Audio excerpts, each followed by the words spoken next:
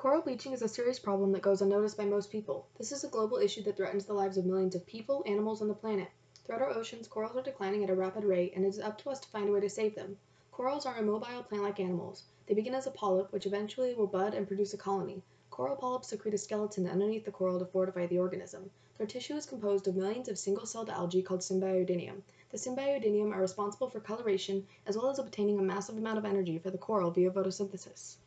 Coral bleaching is what happens when the coral's environmental conditions become poor. This can be caused by water that is too hot, acidic, or polluted, as well as heavy amounts of sedimentation or other chemical spills that interfere with the coral's photosynthesis. In an attempt to survive as well as in response to stress, the coral polyps will eject their symbiodinium. Consequently, the coral will begin to starve and lose its pigment, referred to as bleaching, leaving a white skeleton behind.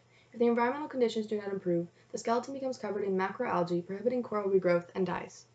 Corals are a foundation species, serving as a food source to many creatures. In addition, up to 25% of marine life depend on corals for their habitat.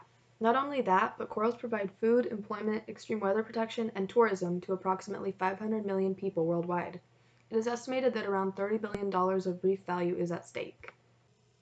Large-scale coral bleaching is caused by the increased water temperatures associated with global warming, whereas localized bleaching can be triggered by a number of factors such as elevated sea levels, non-biodegradable pollutants, cyanide fishing, ocean acidification, increased sedimentation, and oil spills. 60 mass bleaching events have occurred between 1979 and 1990. Only 9 such events took place from 1960 to 1979. This proves that the quantity of mass bleachings are increasing with time. Overall, we've lost half of the world's coral in the last 3 decades. At that rate, it is expected that by the year 2050, coral will go extinct. Human activities are the leading contributor to coral bleaching. If we wish to solve this problem, we must take action. There are many steps individuals can take to save coral. To decrease our substantial contribution to climate change, we can transport by bus, bike, or walking, purchase local and sustainable clothing, pollutant-free products, refuse single-use plastic, and most effectively, limit our intake of or stop eating meat. Scientists worldwide have started coral nurseries in an effort to grow and replant coral. Furthermore, the success of microfragmentation is quite promising. This involves cutting the coral into a size of 1 centimeter squared and growing it inside the nursery to 6 centimeters squared prior to outplanting.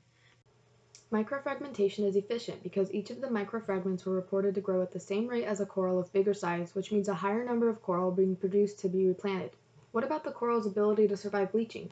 To answer, certain corals are able to withstand several bleaching events while continuing to thrive. These are called supercorals. Currently, scientists are trying to figure out how to utilize this ability to help normal corals recover. Another possible solution would be coral transplantation. This method consists of gathering coral bred in one area and transplanting it into another, which proved in trials to be successful. With the combination of reducing our individual impact on climate change, the implementation of nurseries, microfragmentation, breeding of supercorals, and active transplantation, we can make a difference.